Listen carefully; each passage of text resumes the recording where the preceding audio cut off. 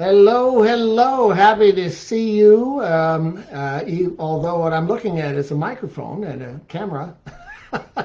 Certainly happy to be here. I'm Dr. Mitchell Perry. This is Live with Dr. Perry. It's Friday, 11 o'clock Pacific time. And once again, only too happy to continue our series of broadcasts. And the first thing I want you to know is we had a bit of a technical glitch. And so usually we start the show with graphics and with music, and now we're just doing it without it. I promise by next week we will have all that squared away here on Facebook and on YouTube.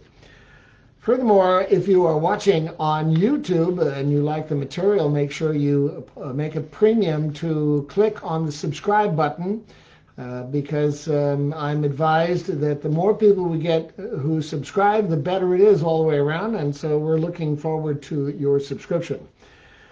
Today is the subject matter that I've been discussing for the last few weeks and will be continuing every week because this is called Axioms of Life.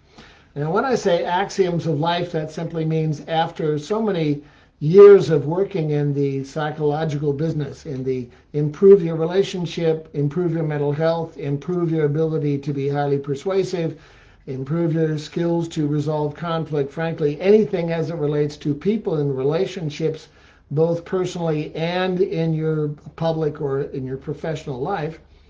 What I've learned over a long period of time is there's some incontrovertible truths. Incontrovertible is a fancy word for saying unable to argue against it. There's some incontrovertible truths about life, about living your life. And I've already talked about a couple of those axioms that I call the axioms of life, of which there are 8. And I've already talked about 2 of them. And today's presentation will be on axiom number 3. And axiom number 3 is entitled the following: what you radiate, you attract. What you focus on expands, and people will treat you how you teach them to treat you. Let me do it again. What you radiate, you attract. What you focus on expands, and people will treat you how you teach them to treat you. So I'm going to spend the next 30 minutes or so explaining exactly what this means and giving you some suggestions on how you can adjust the way you conduct yourself in person, in your public persona or in your personal life, or both, so you can have a by far more fulfilling life and get some results you're looking for that are decidedly better and more improved than you can imagine. So the very first thing I'd like you to do is look at the first one.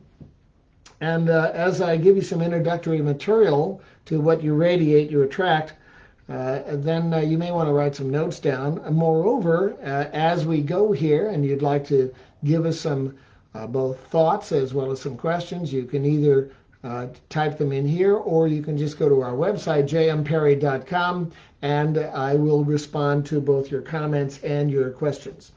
So the very first thing I'd like you to do is think about this material today, because it may be so obvious you will have missed it until today.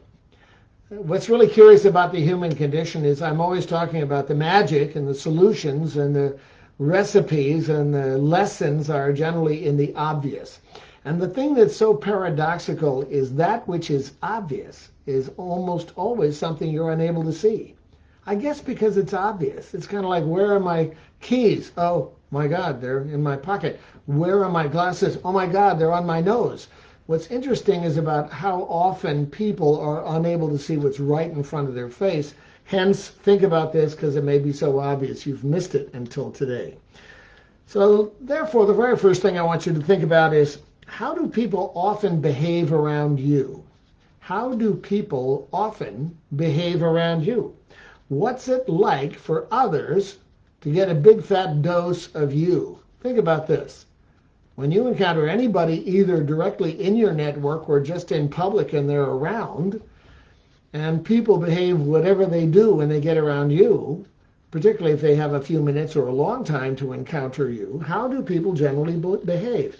Therefore, if they're getting a big fat dose of you, what kind of a dose are they getting? you may want to pay more attention to how people conduct themselves around you. What are their facial expressions? What's their body language? What are their reactions? How do they cope? How do they conduct thoughts, or do they? How do people behave around you? To help you pay more attention to what it's like to encounter you, I encourage you to spend more time actively noticing how how you experience others when you encounter them. Meaning, if you really want to know how people behave around you, start noticing with a greater sense of consciousness of what happens to you when you encounter other people. Do you get more interested? Do you get more disinterested? How do people conduct themselves, and how does that get the impact on you, where you're either more interested or less interested, more excited, less excited, more bored, more forgetful, forgettable? I mean, think about all the interest or the disinterest that happens to you when you encounter other people. And the reason I want you to get much more aware of or conscious of your experience of other people is because they, whoever they are, have some kind of an experience of you. And if you're like most people, you're probably pretty unaware of the sheer impact of your conduct, about your behavior on others. Most people generally are unaware of the impact of the way they conduct themselves on other people. So if you're like most folks, you probably think, well, this is how I behave, and yet there have been occasions in your lifetime you've had conversations with people and they say, do you have any idea how you conduct yourself? Or do you have an idea of what you're doing on a regular basis? And you'll say, what are you talking about? I thought I was doing this. And they'll say, no, that's not how we experienced it. There's how you perceive you are coming across, and then there's how they experience how you actually come across while it's filtered through their brain. So as you pay more attention to your reactions, depending upon the way others conduct themselves around you, then you might find yourself more impressed, unimpressed, irritated, enchanted, bored, curious, attracted, fascinated, depressed, angry, offended, entertained, or surprised. Think about how people behave and how that really impacts the way you respond to them. So really, how much do you actually take inventory of how people conduct themselves in the first place? If someone walks in the room and everybody notices, you've heard about people like that. He walked in the room and he filled up the entire room. Some people have got that kind of magic. Some people have got that kind of charisma. So if somebody walks in the room and everybody notices, then how's that person behaving in the first place? That would somehow suggest that everyone would notice. On the other hand, sometimes you will fail to notice a person entering the room. And the reason you're going to fail to notice them entering the room is because somehow or another they would rather blend in, or they would rather somehow be low profile, or they really would prefer perhaps to remain invisible so very few people notice. An example of those kinds of people is go back to late elementary school and or middle school. When you were in elementary school and or middle school, you may notice that there were three types of people in class in terms of where they sit. I'm a firm believer that where you chose to sit on a regular basis in late elementary school and in middle school, that has a huge predictor of the trajectory of your life, because where you sit says something about what you want. Generally, I've been asking this for years, generally the girls sat in the front of the class. The girls in class dressed better. They generally raised their hand more. They generally got better grades. They generally did better in school. They generally did this. Oh!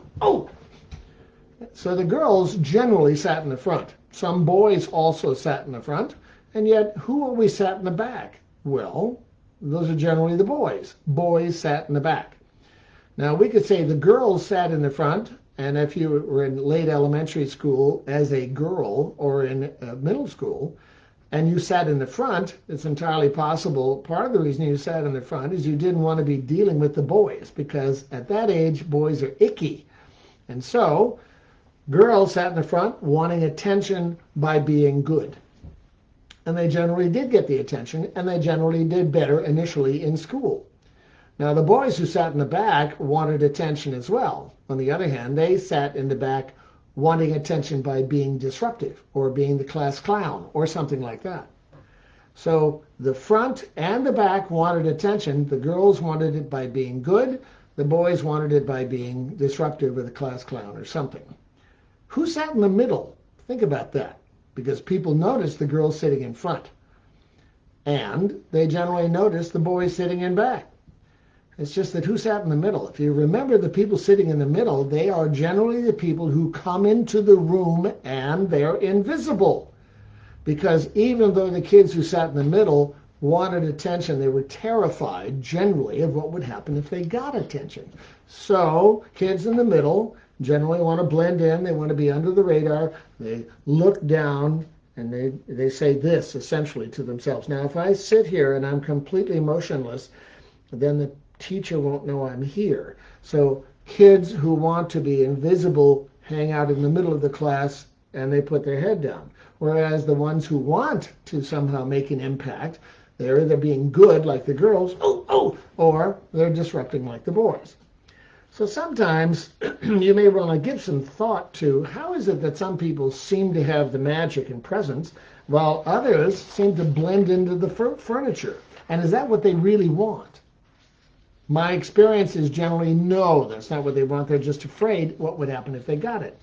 So here's the deal. Think about how it is that you would like to have others conduct themselves when they meet you. Think about this. Think about how much you might actually like people to conduct themselves after they have a big dose of you. Think about how you routinely behave. If people are warm around you, how much do you suppose you might be helping them to behave that way? Think about that. If people are warm and friendly and receptive and open, smiling, how might you actually be helping them to behave that way? On the other hand, if people are distant and non-responsive, kind of cranky, kind of wanting to go away, going, hi, yeah, hi, nice to meet you, how might you be teaching them to behave that way? My guess is, if you expect people to be unimpressed with you, you're going to likely conclude they are unimpressed with you. I just know I'm going to say something stupid. They're not going to like me. I know that. And then you're going to prove yourself right. So here are the three postulates of axiom number 3. And I want to go through them each to describe them to you. You may want to take some notes here and think about the suggestions I will make, because remember, there's a direct correlation more than half the time between how people respond to you and what you're thinking and how you're behaving in the first place. So the very first postulate is as follows. What you radiate, you attract. What you radiate, you attract. If you're warm, people are inclined to be warm in return. If you're hostile, people reward you with either distance or hostility in return. Think about that. You meet somebody, you're a customer in a store, and they seem to be really warm and interested and responsive. You're going to behave quite differently than if the person does this. I love this. Next, or can I help you? I'm always struck with people who truly are clueless on how customer service stinks when the person who's providing the service is completely clueless on how they're helping everybody be unimpressed in the market. You've probably noticed, here's an example of what you radiate, you attract. You probably have noticed some people are always suspicious. You have noticed that. There's a population of people out there who are pretty routinely suspicious. They generally frown, they do this, what? What do you want? What? They're impatient, they're frowning, they're uncomfortable, they look cranky. Do you ever notice that people who are chronically suspicious get betrayed a lot? Think about that. People who are chronically suspicious get betrayed a lot. Well, think about it. If you run around somebody who's suspicious, do you notice that you start walking on eggshells because you're afraid they're going to get upset about what you did or didn't do? Some people are very self-absorbed. We have an enormous population of people who really think that it's all about them all the time. Some people are really self-absorbed and they only want to talk about themselves. Think about that. When you run into somebody who's very, very self-absorbed and they all they want to do is talk about themselves, how do you and others behave around people like that? I notice I get very bored when somebody just wants to keep talking about themselves. Some other people are warm, funny, engaging, charming, and interested in you. Think about this. Warm, funny, engaging, charming, and interested in you. People like that often will make you feel like you're the only person in the room. I've lost count of all the people I know and have talked to over the years about people who have talked to me about their experience with Bill Clinton. Now, whether you like Bill Clinton or you dislike Bill Clinton, what's clearly obvious to me over the years is people who have actually met with Bill Clinton will tell me, I was prepared to be angry at him and I was always unimpressed for a variety of reasons. Then I met him and I thought, what a wonderful guy. He made me feel like I was the only person in the room. Think about that. That's a series of very particular skills about Bill Clinton, how he can converse with people and make them feel terrific. Can you do that? Can you get around people and make them feel like they are the only people in the room? That takes talent and skills to do it. So if the postulate here is called what you radiate, you attract, then what do you suppose you radiate in the first place? Think about that. What do you suppose you radiate in the first place? What's the first impression of you when they encounter you? And furthermore, if you are thinking, well, maybe I'm unclear about how I radiate, you may want to actually go to some of your friends and say, how do I come across? A lot of people have told me, Dr. Perry, you have to deliberately smile more often because without you deliberately smiling, you look too serious. And I would listen to that and I would say, what do you mean? So now what I've been doing for years is I've been deliberately smiling more. And the reason I've been deliberately smiling more is because I would like to radiate an impact of being friendly and open and warm as opposed to looking too serious. My experience is most people who think about life too seriously have serious problems. So they spend time more describing the problem rather than enjoying life. So how much would you want yourself to be around you? Let me do that again. How much, if you have a greater understanding of the way you come across with people, then the next question is if you really do have some data points that other people have told you about what it's like to experience you, then how much do you suppose other people would want to be around you? Think about that. How much would you like people to want to be around you? How much would you like to have some kind of a magic, some kind of a charming impression so that people actually are attracted to you? And how might you actually adjust your radiation in the first place? What tone in others are you attracted to? What might you do to adjust your own tone? What's it like to experience you? So if you think it's true, what do you know? What I radiate, I attract. Then what you might want to do is say, okay, well, I got to learn some more lessons here. How do I come across? What do I radiate? And to what extent am I actually encouraging people to spend time with me or encouraging them to hit the road? So now let's talk a little bit about something that's so obvious, it might be the very first time you thought about it. I learned about this decades ago, and I thought it was really brilliant. Number 2 postulate in the axiom number 3 is what you focus on expands. Write that down. What you focus on expands. So what do you focus on much of the time? How about complaints? How about complaints? Much of the world now is becoming really skilled at complaining, bellyaching, catastrophizing, awfulizing, blaming, and whining. Think about how everybody seems to be just a bunch of malcontents pulling out their finger and shooting it at anybody who will listen. There's a whole giant population of people who are just disgusted with them, with him, with her, with that group, with this group. Think about how often there's so much belly aching and complaining on countless channels on television. How much are you sort of person that, for example, gets so tired of all the belly aching that if you're female, you retreat to the Hallmark Channel? Think about that. That's a pretty powerful addiction for a very large population of women, and they just love it. How do I know? One, I know about the demographics that's huge that watch the Hallmark Channel, and I also know when I talk to women about the Hallmark Channel, they say, yeah, I know the Hallmark Channel. That is a wonderful way to adjust what they focus on, because if they only focus on the news, then everybody's complaining. On the other hand, if they go to the Hallmark Channel, or if men will go to, for example, another kind of channel, a lot of men will go to a kill 'em till they're dead channel. That's kind of fun. Or they will go to some car show or something that they are particularly attracted to. I suppose some men go to the Hallmark Channel, and yet generally that's much more interesting to an enormous amount of women. So instead of focusing on complaints all the time, which is very seductive, you'll notice that if you get around people and you want to complain, you'll notice that very often they will join the conversation, and then you get to have a huge contest of who's the most oppressed person. Oh, you think you got a problem? Let me tell you about me. You think you're dealing with traffic? Let me tell you what I dealt with. Oh my God. And they go on and on and on complaining to say who's more oppressed, which is a very popular somehow state of mind that a lot of people want to continue. How about this? Change it from complaining to fear, anxiety, and worrying. Some of you are really good at being afraid, really brilliant at having free-floating anxiety, and you worry a lot.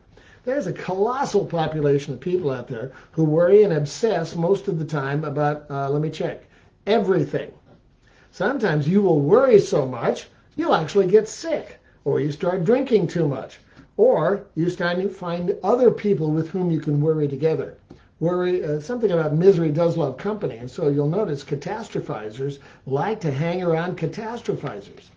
And I run into a lot of people who are just chronically worried about everything, which of course is a colossal waste of time, because when you worry, does that do anything other than bother you? On the other hand, if you worry all the time and somebody out there you know well knows that all you do is worry and they dislike it, do they want to hang around you because all you do is catastrophize and awfulize? And yet these are popular things. One being complaining all the time and belly aching, and another one is being afraid and anxious about everything. How about anger? A lot of people are really angry these days. Sometimes when you're angry and you focus on that, do you ever notice when you get angry, you start talking about how angry you are, then what happens? It gets bigger. What you focus on expands. When I first started out learning how to be a clinician, there were things called, what was it? I forget the name of it. It was kind of a primal room where you could go be angry. You could pound the pillow. You could take what was called a bataka, which was kind of a foam baseball bat, and bang something and scream and yell about how angry you are about something or somebody. And the idea was, this was many, many years ago, that if you take all your anger out, then it dissipates. Well, what we found out much later is most people, when they get angry and they get angrier, then all they know is they get even more angry. What you focus on expands. So somehow that particular treatment lost its luster. Some of us only want to talk about pleasant things. Some of us. What you focus on expands. Good news is people who only want to talk about pleasant things generally are pleasant to be around, because they only want to talk about things that are pleasant. And they want to be warm and reinforcing, which is nice. They want to be more flexible and agreeable. Some of you people are very agreeable people because you don't like conflict. And therefore, you'll probably, if you dislike conflict and you are uncomfortable with people being dismissive and impatient and intolerant, you'll notice that you want to hang around people who are pleasant and open. My experience is we spend entirely too much time in multiple frames of mind describing the problem rather than either enjoying a good outcome or figuring out a way to solve the problem. What you focus on expands. Think about that. Here's an example. Think about the last car you got. If you got a reasonably new car in the last few years, and you really like that car, it's entirely possible when you got that car, you were very excited about having it. May have been the right color you like, because I've tested this with countless people over many years. When people get a new car, if they like the car, then somehow or another they're driving around in the car and they start seeing their brand. they start seeing their kind of car on the road. And when I say to them, when you're driving around in your new magic car, do you start noticing your kind of car on the road? And they'll say, yes, I do. And then I'll say, okay, is that because you started a trend? And they'll say, maybe. The reason you start seeing your car is because you're focused on your car, and of course you're going to notice it. If you're really invested in dogs and you really like dogs, every time you see a dog, you're going to go doggy doggy, and you're going to think about, look at the dog, and could I talk to that owner of the dog because I would love to pet the dog. Whatever you focus on expands. Here's the question.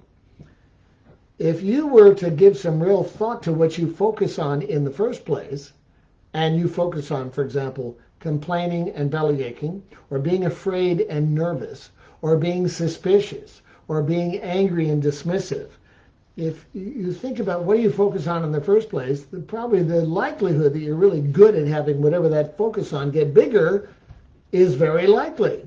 So the question is, well, what if you were to deliberately focus on something you think would be good if it got bigger? Think about that. For example, if you were to focus on smiling more deliberately, you go out into public and instead of saying hello, you say hello and you smile like that. Well, that's called assuming the position. What's interesting is when you deliberately smile, you're very likely, if you're looking at somebody, to actually have them smile back. When you deliberately start laughing, they may start laughing. When you actually say something funny, they enjoy the laughter. And by the way, the closest distance between two people is funny. Single biggest thing that people like in other people, especially women like in men, is he's funny. And so therefore, what's interesting is you may want to start deliberately smiling more before you speak and see if people behave differently. You may start actually try being funny.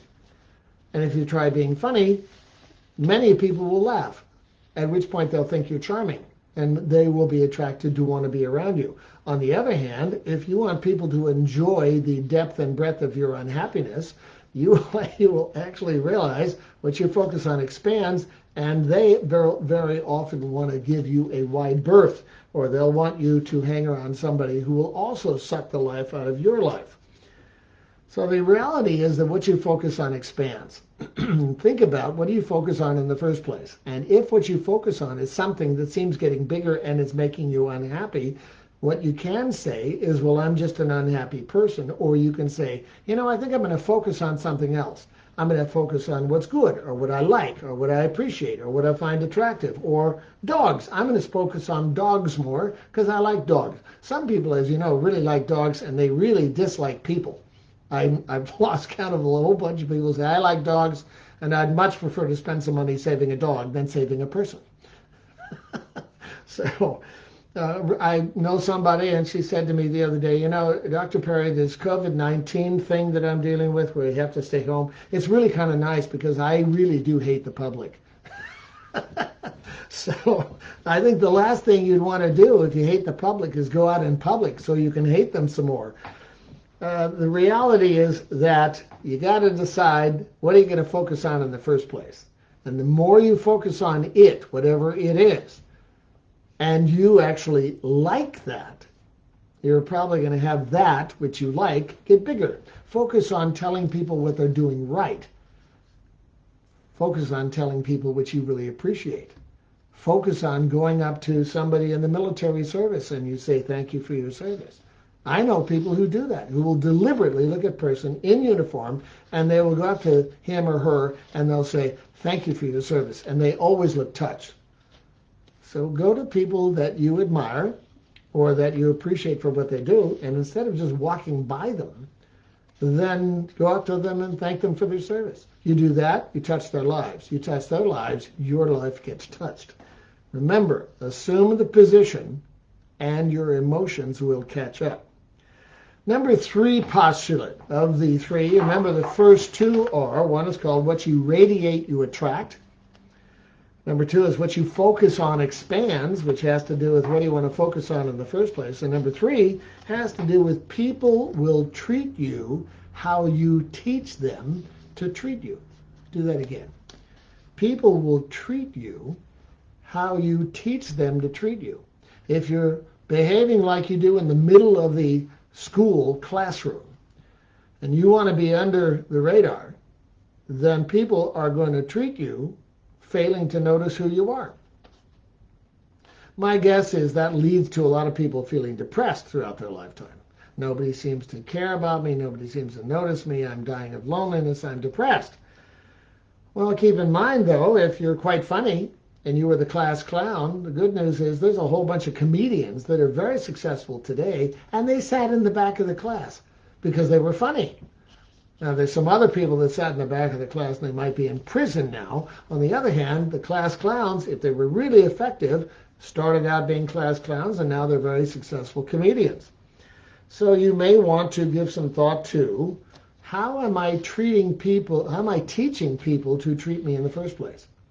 If I start out by smiling and saying something nice, then I'm teaching them to treat me differently than if I have a frown on my face and I say, next. I love this one. This happens in supermarkets a lot. I'll come up to the conveyor belt and it's obvious that the checker is either tired of their life or tired of that shift. And they are required very often with some supermarkets to say certain things to you as a customer. So some of them will do this. Hi, how are you? Because they have to say, hi, how are you? Or they'll say, did you find everything you want? and my first reaction is, do you really care if I found everything I want? On the other hand, if I run into a checker and he or she's pretty terrific and they'll say, hi, how are you? Did you find everything you want? Then I might respond, yeah, I did, as a matter of fact. And I was so tickled because Clay over there gave me some guidance to find it. And that was very helpful. Oh, well, that's good. Clay's a really terrific guy. Yes, he is. So the reality is that people will treat you how you teach them to treat you. So how are you teaching them to treat you in the first place? More than you know, you teach people how to treat you. You do. Your conduct, the way you say things, the way you look at them, the way you actually appear interested or very disinterested, actually does teach them to respond to you in kind. Therefore, think about this. Love begets love. If you show people that you really care about them, if you show people that you really appreciate them, if you love them, love begets love. People could definitely stand to have a lot more love given the fact that COVID-19 is lasting up the weekend for a whole bunch of people. And in addition to that, all this society's unrest is costing us both a lot of property and a lot of angst, costing us lives, and costing us our ability to actually enjoy life. So love begets love, and hate begets hate. We got a whole bunch of people who are hating each other, and while they're blaming everybody else, rarely are that group of people who are doing the blaming, regardless of who's doing it, the people who are blaming and criticizing everybody else are unlikely to really change their own behavior. Remember, everybody has much more control over their own behavior than you have over their behavior. And yet, hate begets hate, as you know. Distance begets distance. If you decide, I'm not going to talk to that person anymore, I'm just not good, they're going to have to call me, well, then you may be waiting for a long time. Criticism begets loneliness, because if you're always criticizing people, then invariably you're distancing yourself from them, which means you'll ultimately end up alone. And if you're criticizing all the time and you end up alone, then you get really miserable. We are a species that really likes to affiliate with other people. And often when you want to distance yourself from everybody because of whatever feelings you had that were hurt, somebody said something or failed to say something, somebody did something or failed to do something and really hurt your feelings, and you were really you're really offended by what they said, and now you distance yourself. Well, I know people who have done that, and invariably your pride is very expensive. It's a colossal time waster simply because you've decided your need for a pound of flesh is bigger than your need to be happy. People who want a pound of flesh all the time invariably end up alone and miserable. So here's my recommendations going forward with respect to what you radiate, you attract, what you focus on expands, and people will treat you how you teach them to treat you. Spend more time reinforcing, smiling, and extending your empathy and understanding and appreciation for other people. Spend more time and initiative reinforcing, telling people what they're doing right, smiling, show them your whites, your pearly whites, extending your empathy, I understand, and appreciation, thank you for your service, or whatever you want to say. If you spend more time doing that, then what you focus on expands. Moreover, you're teaching people to treat you differently than if you just ignore people. Think about how you are teaching people to treat you. Your behavior and your conduct influence people a lot. If you're a leader in an organization, please understand your behavior, generally the way you conduct yourself, the impact of your behavior on other people has probably a 20, 30, 40, 50x greater impact than you think. If you have a throwaway line that you think is just thanks so much, and you're the leader, please understand that that can make somebody's day or year forever. Write them a personal thank you note. It makes their year, it makes their life, because they'll hang on to that thank you note. On the other hand, people also underappreciate, if you're a leader, you probably underappreciate how much a bad remark will wreck their year. A throwaway kind of a backhanded compliment. Peter, you handled that situation pretty well, but of course, you remember last week, you screwed that one up big time. You say that to Peter, he'll remember that for the rest of his life. If you're a leader and if you're a parent, whatever you say, however you conduct yourself to your own children, has a huge impact on their life for the rest of their life. How do I know that? Because if you think about the problems you have today, and you go back into your childhood, it's entirely likely there's somebody, a parent or a family member, who said something or did something that really bothered you, and it's bothered you to this day. That'll give the idea of the colossal amount of impact that your parents have on you, which means, of course, the same kind of impact that you have on your own children. So, you are the role model for others to imitate, whether they're your children or your employees or your people in your network. In a loving world, this is what Ken Keyes said, which wraps up this material pretty well. I hope you agree. A loving person lives in a loving world. A hostile person lives in a hostile world. A world of people that perpetually are playing victim generally encounter a whole bunch of other victims, and they're all unhappy. Everyone you meet is largely your mirror. Think about that. Everyone you meet, everyone you encounter is your mirror. Your choice of how you conduct yourself in your world largely creates the world around you. Let me say that again. Your choice of how you conduct yourself in your world largely creates the world around you, which means the impact of your behavior is much bigger than you think it is. And you can set the tone depending upon, do you smile real big? Do you say things that are nice? Are you more flexible? Do you forgive easier, or do you want to keep on blaming and attacking? So the reality is, I hope this got your attention. Next time we talk on Facebook and YouTube, we'll be on axiom number 4. And please understand that I'll be doing this every week, one axiom per Facebook or YouTube. And I'm particularly keen to know what your thoughts are. If you're on YouTube and you like this material, please click on subscribe, simply because my understanding is the more you click on subscribe and we get more subscribers, then we'll be able to get a bigger reach of people, which is terrific. Many more axioms of life are coming up in the next few weeks. I want you to stay tuned for the axioms. I'm keen to know what your thoughts and comments are, only because if you like it, I want to know that. And if you'd like to have me make some changes, I want to know that too, because we're always trying to improve and polish the quality of this material. So finally, you got a weekend coming up, and if you got a weekend coming up, then of course, I hope that you're going to spend some time with people you care about. So make a point of telling them how much you care. Make a point of sending them a note. Make a point of calling them or sending them a text, saying some form of, have I told you lately how much I think you're terrific? Or have I told you how much I love you? Something like that. Practice on people that are reasonably safe in your network. Because remember, what you radiate, you attract. I'm Dr. Mitchell Perry. For further information, you can go to jmperry.com and let us know how you're doing. Have a wonderful weekend. Hug your children and tell people you care about how much you care about them. I'm Dr. Perry. See you next time. Bye-bye.